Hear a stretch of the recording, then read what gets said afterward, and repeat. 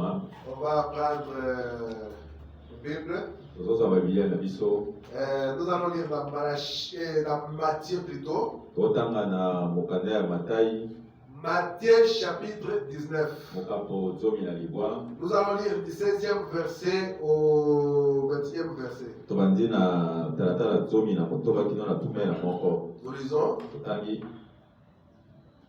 Et voici un homme s'approcha et dit à Jésus, Maître, quel dois-je faire de bon pour avoir la vie éternelle?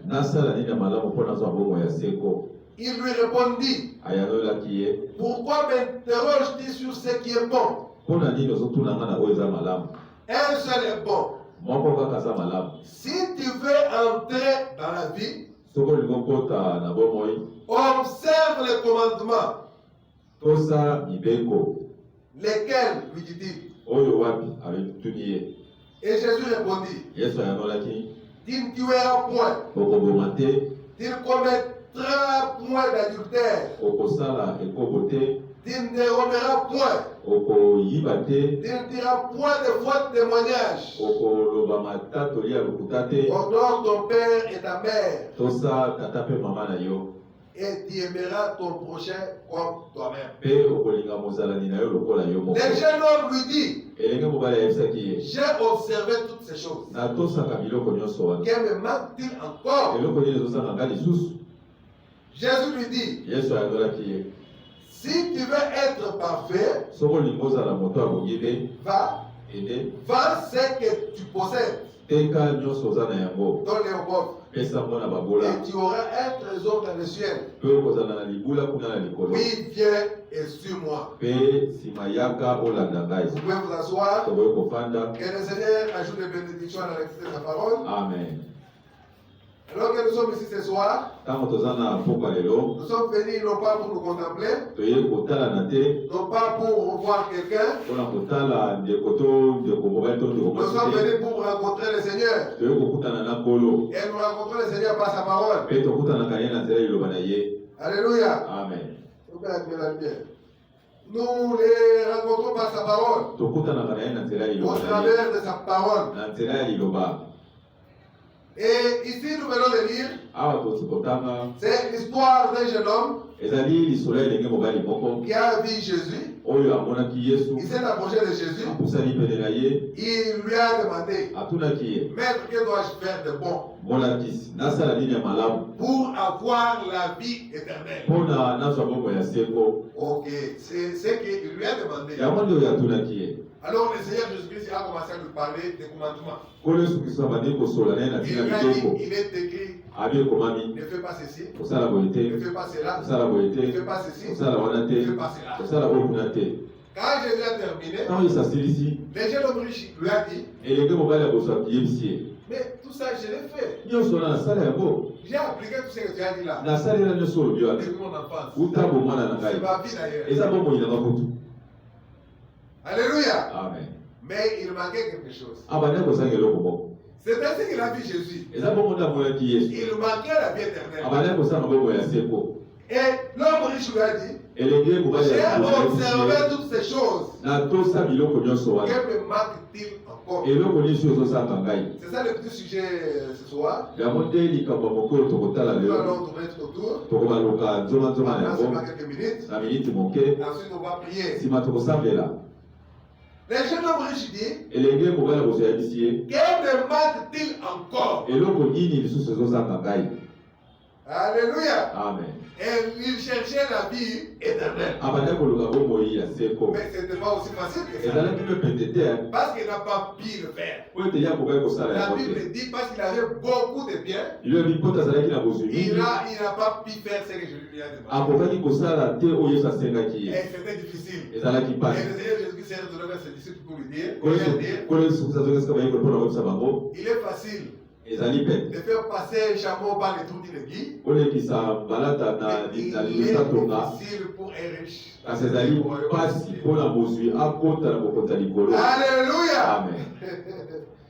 Les jeunes riches n'avaient pas pris en considération ce que Jésus avait dit à cause de ses biens. Et si nous lisons les prophètes, peut-être qu'on ne va pas les lire aujourd'hui, si on a le temps de les lire. Ce n'est pas parce qu'il n'a pas suivi Jésus, il a régressé dans ses affaires. Non, il a encore prospéré davantage. Et il a eu encore beaucoup plus de bien. Mais il n'avait pas suivi Jésus. Il n'avait pas la vie éternelle. C'est ça le prophète dit. C'est ainsi qu'il dit quelque part. Alléluia. Il dit ceci. Et les biens matériels ne sont pas toujours la preuve que Dieu est avec vous. Parce que cet homme, ce jeune homme riche, avait prospéré. C'est ça que le prophète dit. Il a eu encore beaucoup de biens. Il a eu encore beaucoup de plantations. Beaucoup de chameaux, beaucoup de têtes de bétail. Mais il n'avait pas suivi Jésus. Alléluia. Amen. Il roulait carrosse. Il était bien. Dans la joie. Et le prophète dit, c'est la même histoire que Jésus raconte en ce qui concerne Lazare. Il s'agit de cet homme, ce jeune homme riche. Là, c'est le prophète qui nous révèle cela. On veut dire qu'il s'agissait de celui-là qui avait refusé de suivre Jésus. Et Jésus a parlé de ça comme dans une parabole. Dans Luc 16, à partir du 19e verset jusqu'au 20e verset. Écoutez un peu comment le Seigneur Jésus-Christ dit. Luc chapitre 16, verset 19. Il y avait un homme riche qui était vêtu de pourpre et de fin lin. Et qui chaque jour menait joyeuse et brillante vie. Un pauvre nommé Lazare était couché à sa porte, couvert d'ulcères. Il avait des ulcères partout.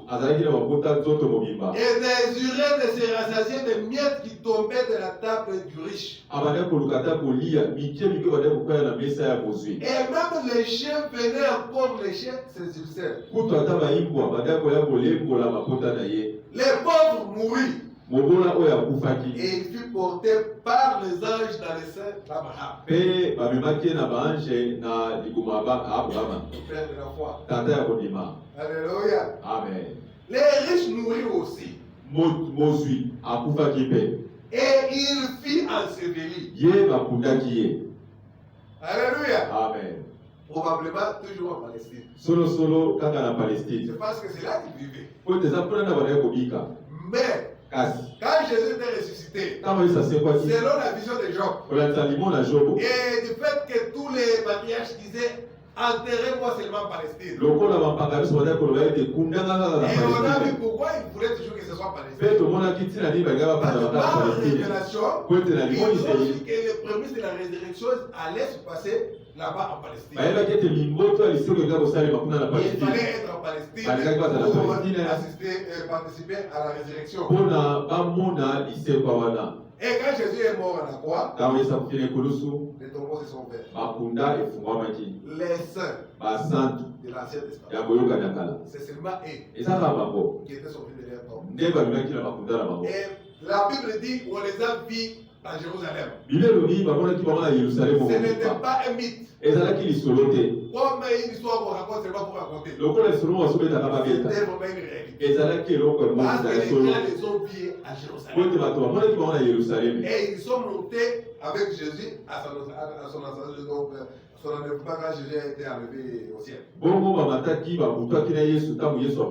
le prophète nous dit que c'était eux qui criaient dans Psaume 24. Portes éternelles. Et les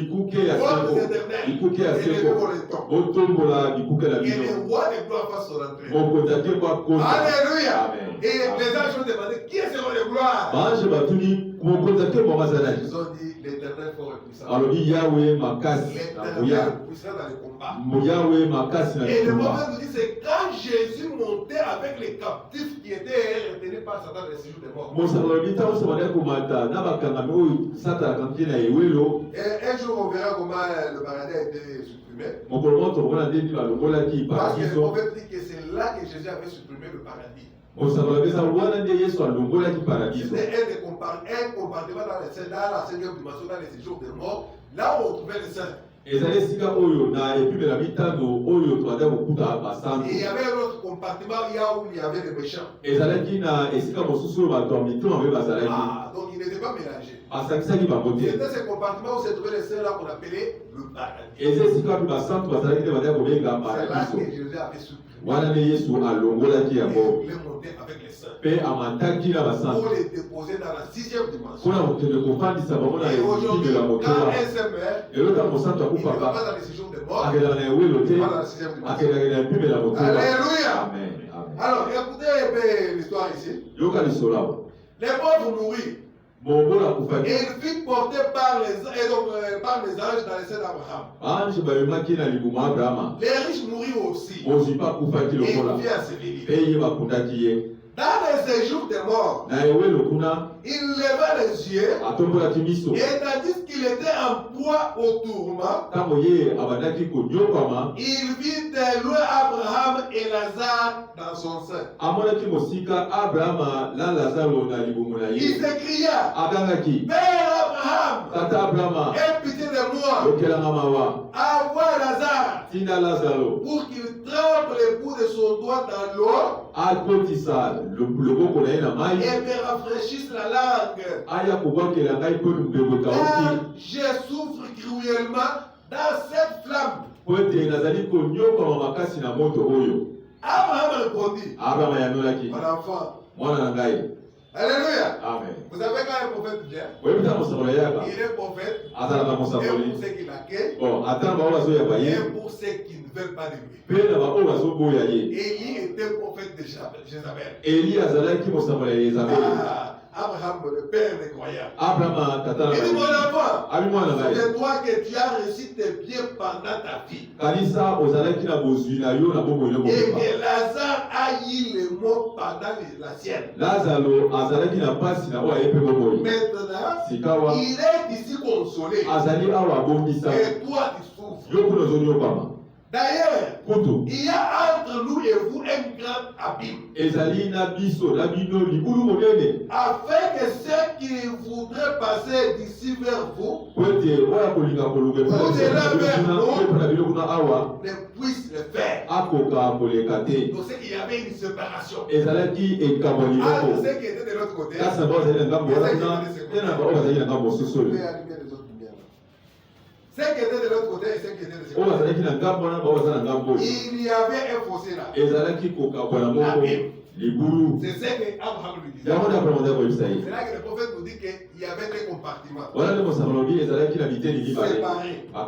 Les riches disent, je te prie, donc Père Abraham, d'envoyer Lazare dans la maison de mon père. Car j'ai 5 frères. C'est pour qu'il leur atteste ces choses. Que ces choses sont vraies. Afin qu'ils ne viennent pas aussi dans les lieux de tourment.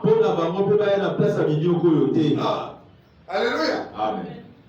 Qu'ils attestent à mes frères que changez votre façon de vivre. Abraham répondit, ils ont Moïse et les prophètes. Qu'ils les écoutent. Et il dit, non, Père Abraham. Mais si quelqu'un de bon va vers eux, ils se repentiront. Et Abraham lui dit, donc s'ils n'écoutent pas Moïse et les prophètes, ils ne se laisseront pas pas persuadés quand même, se laisseront pas persuader quand même quelqu'un de mort résisterait. Cela voulait dire, même si les morts résistaient, il n'allait pas se laisser persuader parce qu'il n'avait pas de semences à eux. Même si un mort se ressuscite, ils ne vont pas se repentir. Qu'ils écoutent Moïse et les prophètes. Alléluia. Amen. Donc c'est que le jeune homme riche qui a vu Jésus, il a senti qu'il manquait quelque chose. Alors il a demandé à Jésus, qu'est-ce que je peux faire pour avoir la vie éternelle? Le Seigneur Jésus-Christ a commencé à lui dire, voilà, tu dois vivre comme ça. Voilà, tu dois vivre comme ça. Il a dit, j'ai fait tout ça. Il me manque-t-il encore? C'est ça notre sujet ce soir. Il me manque-t-il encore? La vie éternelle, c'est une vie sans fin. Alors, si c'est une vie sans fin, c'est une vie qui n'a pas de commencement. Les seuls qui n'ont pas de commencement, c'est Dieu. Alors, si c'est une vie qui n'a pas de commencement, c'est la vie de Dieu lui-même. C'est ça qu'on appelle la vie sauvée. Et si nous devons avoir la vie éternelle, c'est avoir le Saint-Esprit en nous. Alléluia. Parce qu'on avait bien avec vous le dimanche, que c'est seulement ceux qui ont l'esprit de Christ en eux qui reviendront à la vie. Alléluia. Amen. La vie de Christ, c'est ça le Saint-Esprit. Le prophète dit, n'est-ce pas moi qui t'envoie? Au paragraphe 6. Il dit ceci. On ne va pas traîner, c'est une petite exhortation. Il a dit, l'éternité n'a point de commencement. Elle n'a point de fin. Elle n'a jamais eu de commencement. Elle n'aurait jamais de fin. Vous ne pouvez pas expliquer cela. Mais tout ce qui a un commencement a une fin. Alors, vous direz, qu'en est-il de nous, frère Branham? Eh bien, tant que vous êtes un être humain naturel ici sur terre, vous avez un commencement. Mais si vous êtes né du ciel, vous êtes une partie de Dieu. L'être du ciel, c'est naître par le baptême du Saint-Esprit. Alors, cet esprit n'a jamais eu un commencement. Cet esprit n'a jamais eu de commencement. Parce que c'est une partie de Dieu. C'est éternel. C'est ce qui peut faire que nous soyons des éternels. Parce que l'éternel vit en nous. Alors, si l'éternel est pas en nous, c'est que nous avons droit à la vie éternelle.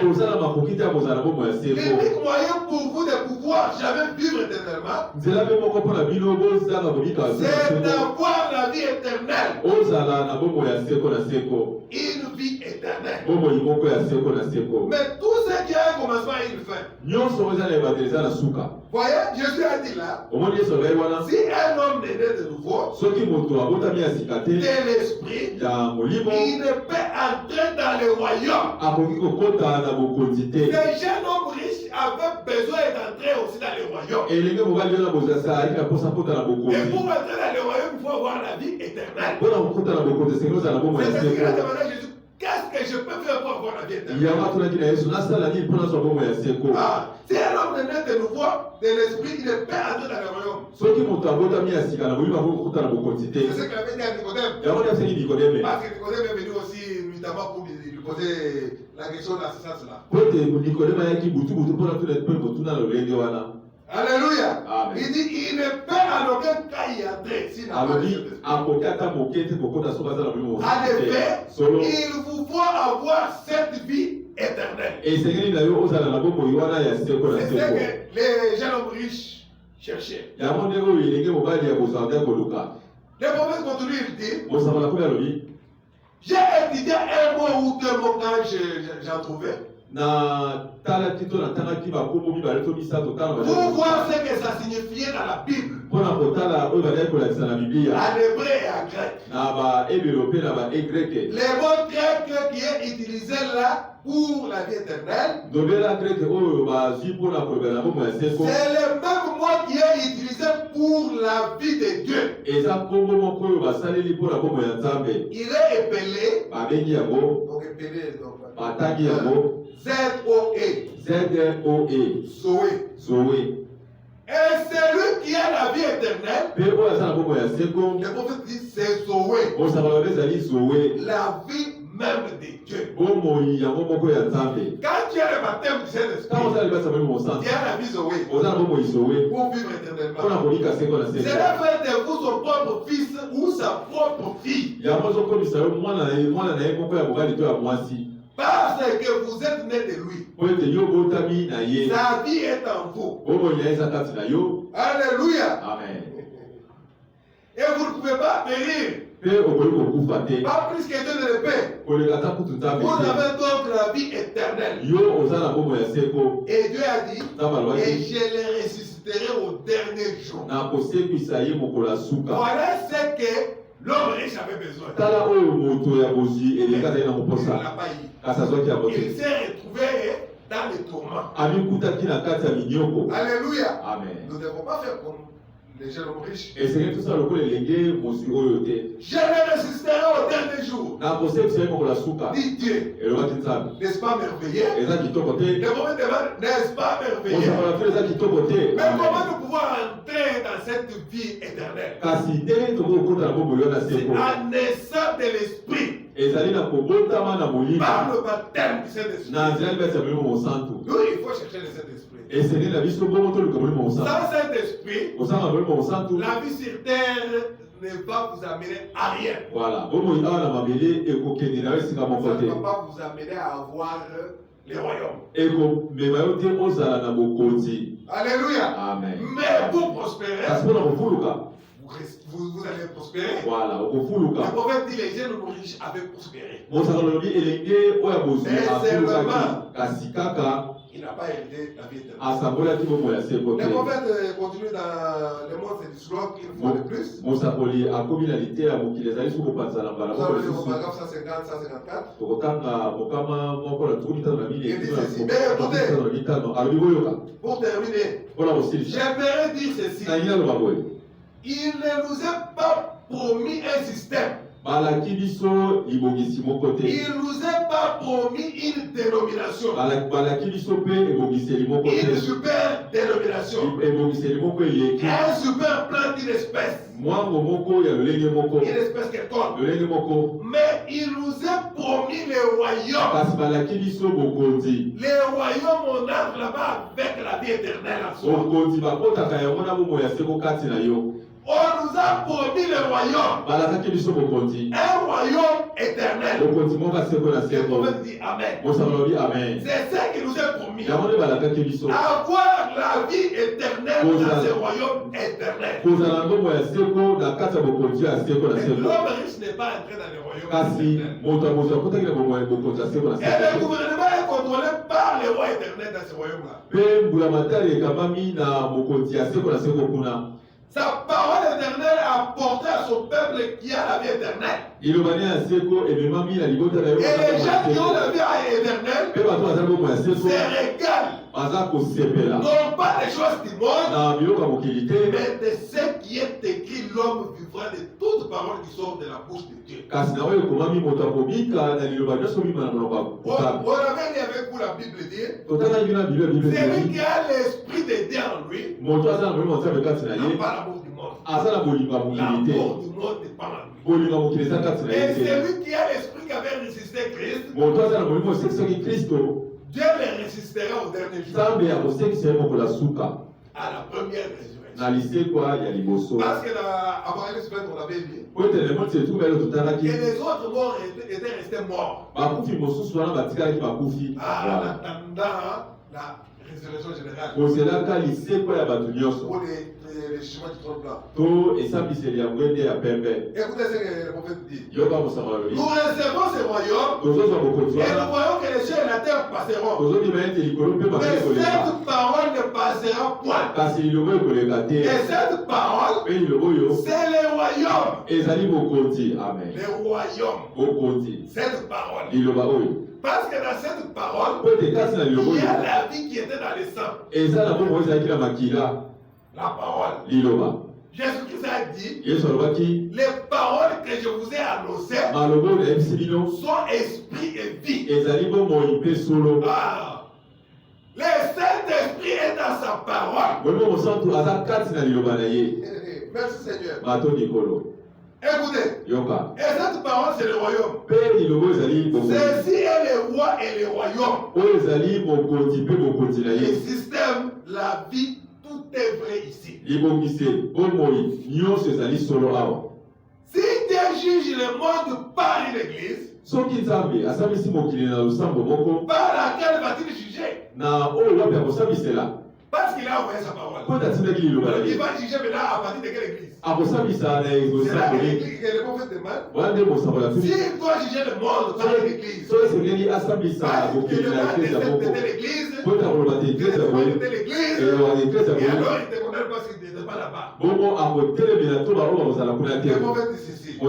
Il va juger avec quelle église? Combien y en a-t-il? Des centaines et des centaines et des centaines de différentes églises.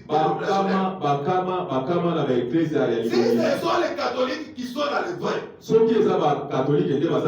alors quels catholiques? Parce qu'il y a les catholiques orthodoxes et les catholiques romains. Alors maintenant, il va prendre quel catholique? D'abord, au niveau même des catholiques même là. Il y a des divergences. Mais il va juger à partir de quel catholique? Le prophète dit. Alors quel catholique romain? Alors les catholiques romains sont dans l'erreur s'il prend les catholiques grecs par exemple. Les si ce sont les catholiques romains qui sont dans les vrais, les catholiques grecs sont dans les vrais. Alors, vous voyez, si ce sont les méthodistes qui sont dans les vrais, les baptistes sont dans les vrais. Si ce sont les baptistes qui sont dans les vrais, les pentecôtistes sont dans les vrais. Si les pentecôtistes sont dans les vrais, les presbytériens sont dans les vrais. Voyez, vous seriez donc dans une grande confusion. Et à ce moment-là, dites Dieu va maintenant juger à partir de quelle église? Dieu juge à partir de sa parole. Amen. C'est dans sa parole qu'il y a le Saint-Esprit. La parole promise pour cet année. Mais Dieu ne nous a pas laissé sans témoin. Où sont ces talons par lesquels nous pourrons nous évaluer? C'est cette parole-ci. Il a dit que toute parole comme soit reconnue pour mensonge et la mienne pour la vérité. Alléluia. Amen. Car les cieux et la terre passeront. Et il nous a pas dit qu'ici nous recevrons un royaume inébranlable. Il nous est dit ici que nous recevons un royaume inébranlable. Alors que tous ces royaumes du monde se disloquent. Pendant que le monde entier se disloque, nous sommes baptisés pour former un royaume inébranlable. Et le baptême du Saint-Esprit qui nous donne droit à la vie éternelle pour assister au royaume, pour être sujet du royaume, être dans le royaume, avoir le Saint-Esprit. C'est ce que l'homme riche voulait avoir chez Jésus. Et il lui a posé cette question-là. Que dois-je faire pour avoir la vie éternelle? Et nous, qu'est-ce que nous devons faire? Chercher le Saint-Esprit. Alléluia. Amen. Et le Saint-Esprit accompagne toujours sa parole.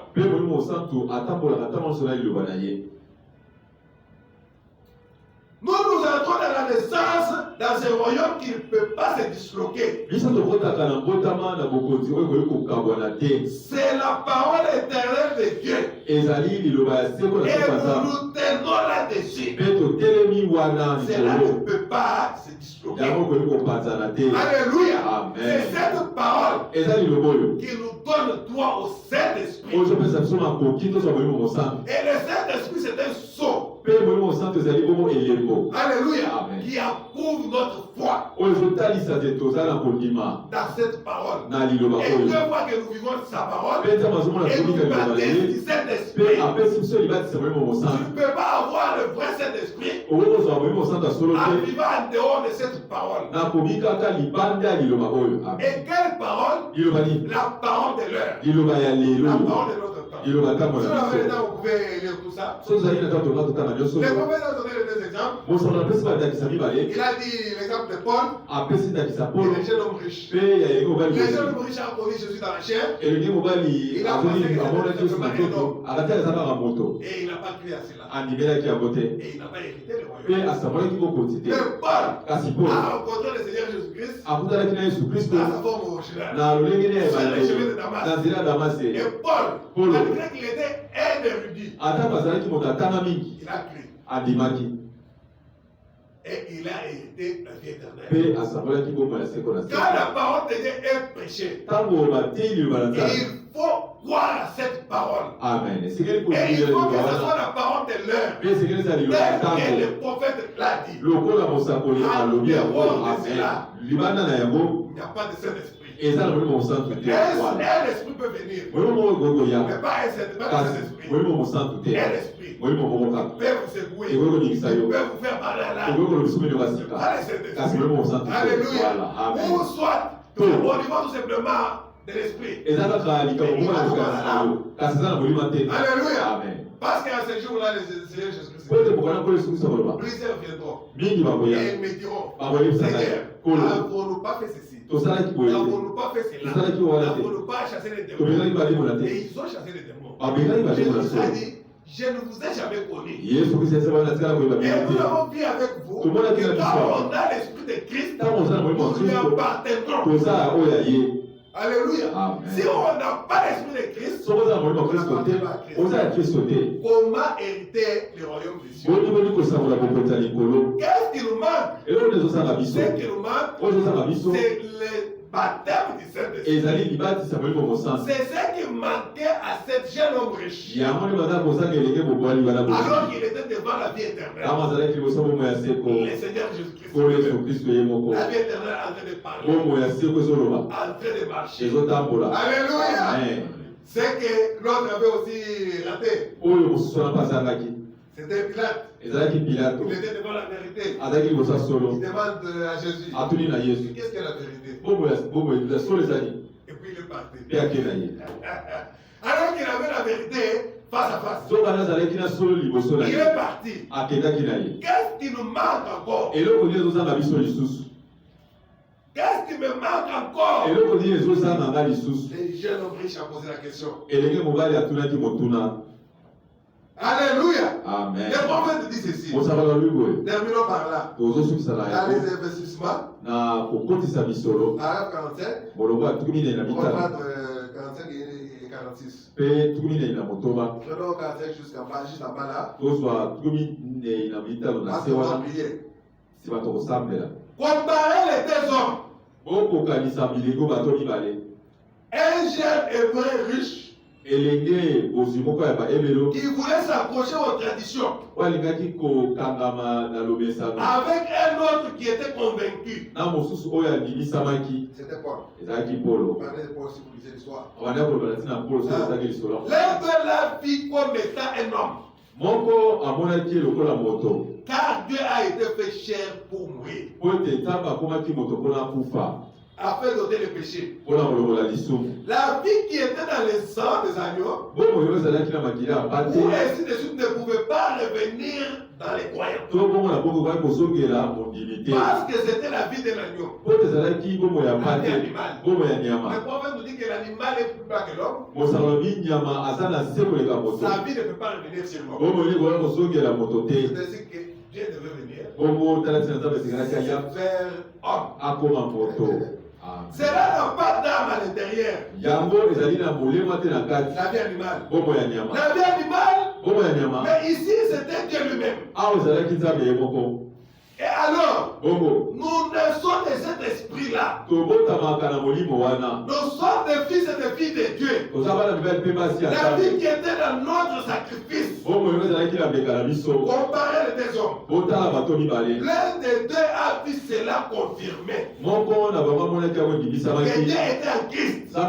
La même colonne de feu qui avait conduit son peuple dans le désert et les avait amenés jusqu'à la terre promise. Il les avait nourris tous les jours. Souvenez-vous, lorsque Jésus était sur terre, il a dit, je viens de Dieu et je retourne à Dieu. Il était la colonne de feu qui conduisait les enfants dans le désert. La Bible dit que Moïse regarda les richesses de Christ comme étant plus grandes que les trésors de l'Égypte. Il abandonna l'Égypte afin de suivre Christ. Et aujourd'hui, le prophète nous dit l'Égypte, c'est le monde. Nous avons l'amour du monde, ou bien nous devons nous agripper à Christ. Chercher le baptême du Saint-Esprit. La vie Zoé. Qui vient à partir de la parole, de la pure parole. La parole prêchée par William Maromain. Amen. Alors, cet homme riche-là a manqué l'opportunité. Alors qu'il était devant la parole. Jésus-Christ. Et aujourd'hui, nous avons la même parole. Et le prophète dit, vous pouvez aller à la voie, même si on prend un seau de sang, on met sur toi. Ce n'est pas ça. La vie qui était dans le sang, aujourd'hui est dans la parole. Amen. Il s'agit de la vie qui était dans le sang. Il est dans la parole. Et la parole contient l'esprit.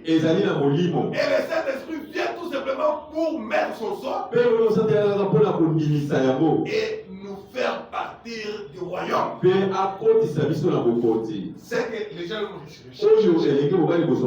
La vie éternelle que je cherchais. Aujourd'hui, nous l'avons par le baptême du Saint-Esprit. Amen. Si la personne n'a pas le Saint-Esprit, il ne résistera pas ces jours-là. Il ne va pas faire partir du royaume des cieux. Vous voyez que c'est important, très nécessaire d'avoir le Saint-Esprit, de chercher le Saint-Esprit. Que cela ne soit pas tout simplement des paroles qui sortent et qui ne trouvent pas de place dans le cœur. Alléluia. Amen. Parce que dans cette parole, c'est là qu'il y a le Saint-Esprit, le véritable. La parole promise pour notre temps. Amen.